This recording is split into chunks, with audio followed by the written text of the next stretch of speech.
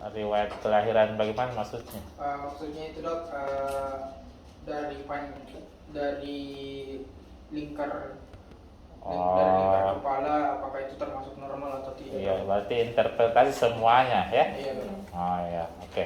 Selanjutnya untuk nomor 6, mungkin bisa apa hubungan dari riwayat pemberian makan Pak, riwayat pemberi makan dengan keluhan yang dirasakan oleh ibunya. Ibunya itu kan nggak bisa mengeluh anaknya, jadi ibunya yang mengeluh. Apa hubungan riwayat Makannya dok? riwayat pemberian makan dengan keluhannya ibunya. keluhannya ibunya? Apa keluhannya ibunya ini?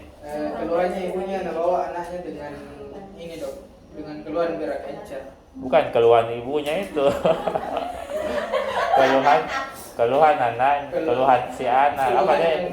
Gejala si anak barangkali. Ya? Kan tidak mungkin bayinya mengeluh kan?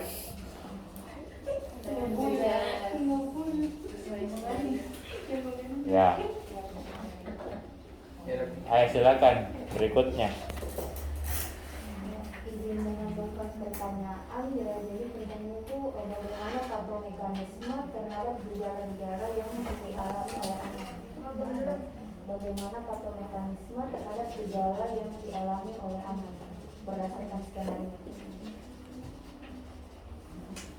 Apa saja poin-poin patomekanisme yang kamu mau kira-kira lihat di situ yang bisa dijelaskan? Apanya? Apa saja sih itu? Kasih poin A, B, C, K atau apa? Kan patomekanisme gejala kan pasti ada beberapa gejala kan? Mungkin kamu sebut satu atau dua, yang lain selanjutnya apa yang bisa mereka dapat? Patomekanisme gejala yang perlu dijelaskan seperti berak encer, kemudian Western. Ya, selanjutnya siapa lagi? Ya. Tidak sesuai dengan rotasi ya, nanti giliranmu ya. Simpan saja dulu. Ya. Mungkin selanjutnya patomekanisme selanjutnya itu gejala pada skenario itu seperti malnutrisi. Ya. Masih ada lagi? Silakan yang selanjutnya. Mungkin patomekanisme yang berikutnya itu baby pants, bisa ditambahkan baby pants.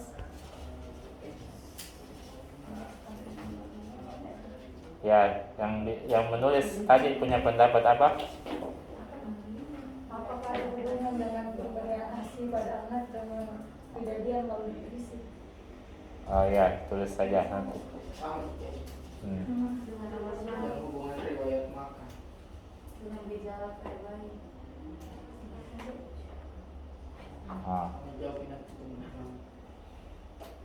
Tulis saja, nanti dicoret kalau memang bisa ya.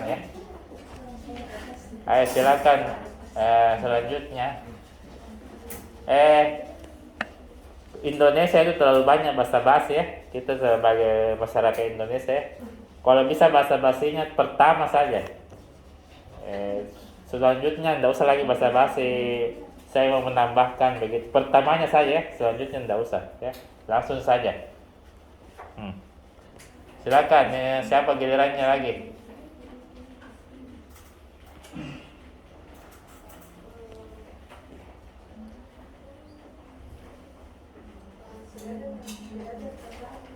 Tidak ada pendapat? Oh ya, saat ini saya tidak ada pendapat ya. Selanjutnya.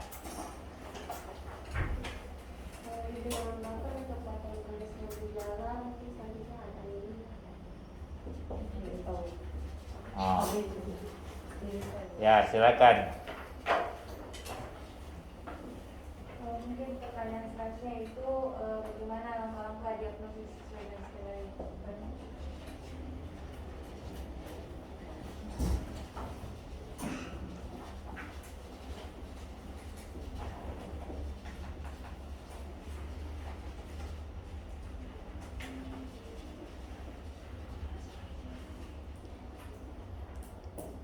Mungkin bagus langkah-langkah diagnosis diganti sedikit kata-katanya.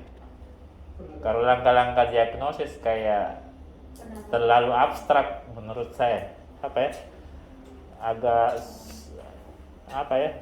Mungkin bagus, mungkin bagaimana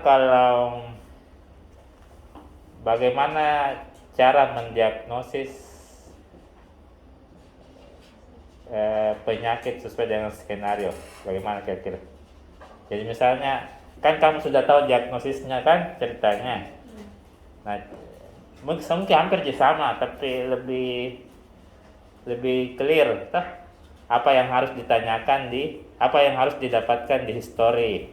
Itu kan, misalnya bagaimana cara mendiagnosisnya kan, misalnya kamu mendiagnosis dysentery misalnya, apa kan caranya di historinya itu apa yang kita mau dapat di pemeriksaan fisiknya, apa yang kita mau dapat di pemeriksaan penunjangnya, apa yang kita mau dapat sehingga kita bisa mendiagnosisnya nanti sebagai dysentery misalnya, seperti itu. Bagaimana menurut kira-kira?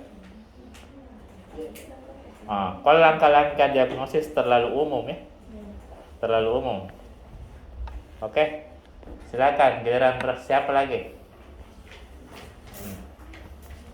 Tahu teman-teman, mungkin kalau saya belum ada pendapat. Nah, oke. Silakan berikutnya.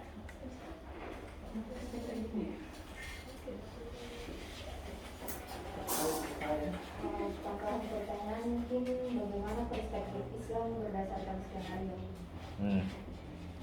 Kira-kira perspektif Islam apa tentang apa yang kamu mau ya sesuai dengan skenario ini, tentang apa yang kamu mau cari perspektif Islamnya. Kan tidak mungkin yang relevan dengan skenario ini, maksud saya. Kira-kira yang mana? Mungkin bisa diambil dari contohnya Al-Quran atau hadis yang berkaitan tentang bagaimana merawat anak dengan baik dan benar sehingga dapat bertumbuh sesuai usianya. Mungkin Merawat baik. Bisa juga sih. Ada pendapat lain selanjutnya. Tuh kamu kasih poin tadi, apa yang teman bilang? Poin yang perspektif Islam. Poin merawat baik. Ya, selanjutnya berpendapat ya. Tunggu dulu. Tidak semua perspektif hadis bisa dipakai relevan dengan skenario kita ya. Misalnya kemarin ada tentang orang tua, geriatri ya, penyakit geriatri. Menurut saya yang relevan dengan penyakit geriatri itu ayat yang bilang kamu akan dari lemah menjadi kuat, kemudian menjadi lemah lagi ya. Ada kan ayat Ar-Rum ayat berapa gitu, 54 kalau tidak salah. Nah itu, jadi kamu harus lihat konteksnya. Apa konteksnya nih, kamu punya skenario dia tentang apa, merawat anak misalnya atau apa. Coba kamu berpendapat apa?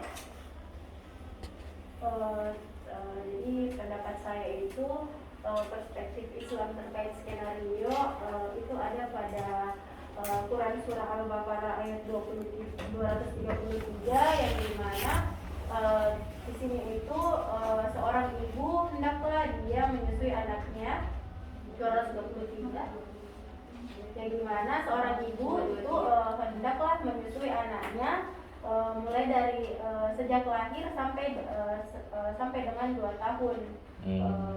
Seperti itu dong. Oh ya, relevan enggak itu dengan ini kira-kira? Ini sampai berapa tahun ini dia? Karena di sini dong dia iya. menyusui anaknya sampai dengan 2 bulan dan selanjutnya dikasih susu formula dong. Oh ya, bisa juga. Bagaimana kalau kamu tambah bahwa apa ya? Orang kan ibu bisa saja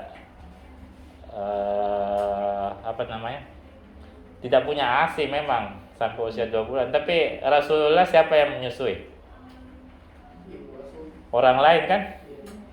Orang lain yang menyusui, artinya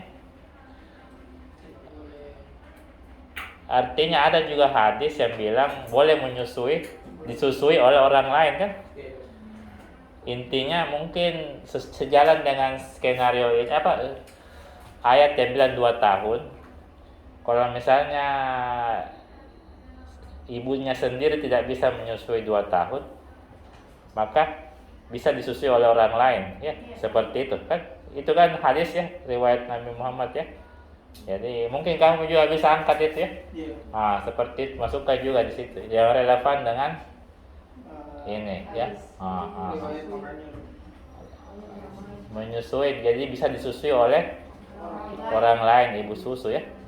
Itu artinya bukan haram ya, seperti itu. Jangan sampai kita, karena zaman sekarang sudah tidak populer lagi disusui oleh orang lain, maka kita jangan-jangan bisa menganggap itu haram, padahal tidak toh.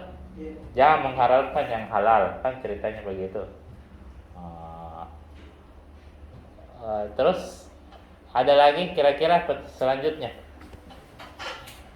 Mungkin untuk hadis-hadisnya mungkin saya cuma dapat itu dari yang Ica juga dapat Al-Baqarah.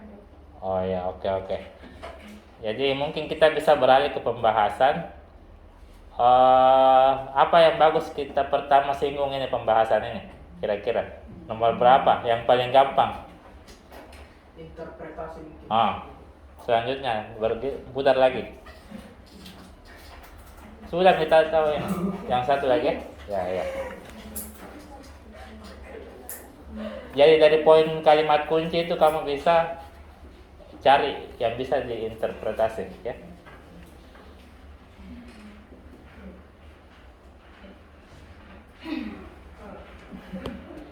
Untuk interpretasi pertama dari riwayat kemacetannya dilihat bahwa kalau berdasarkan skenario itu didapatkan bahwa berat badan lahirnya itu 2.800. Nah, ini termasuk normal untuk berat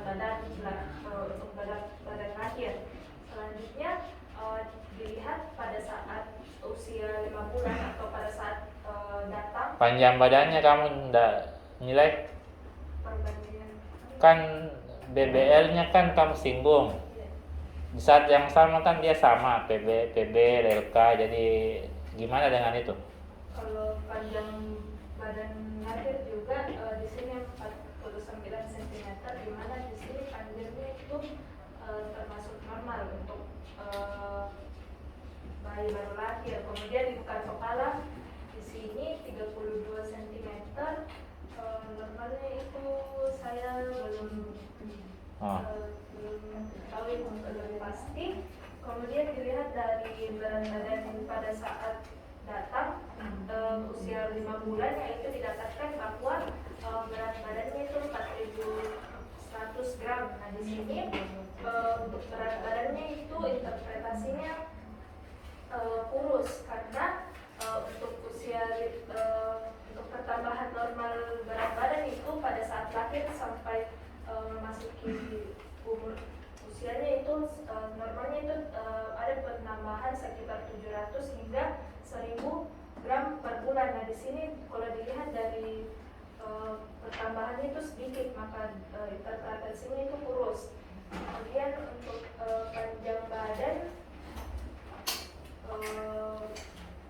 berdasarkan skenario itu didapatkan 57 cm dan lingkar kepala itu 36 cm. Keduanya ini saya belum tahu pastinya berapa normalnya pada usia 5 bulan. Terima kasih.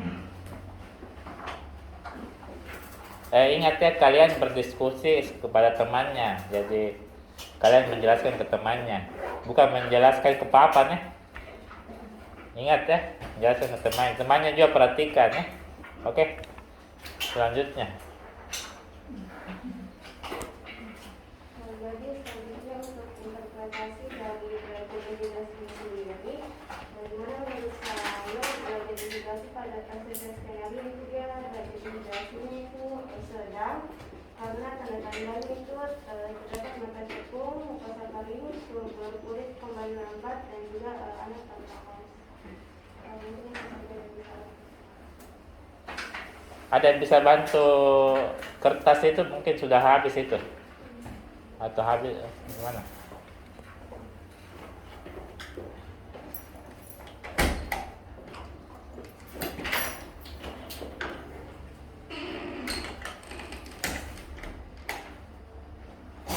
Yang tadi belum tanda tangan siapa? Tenri ini.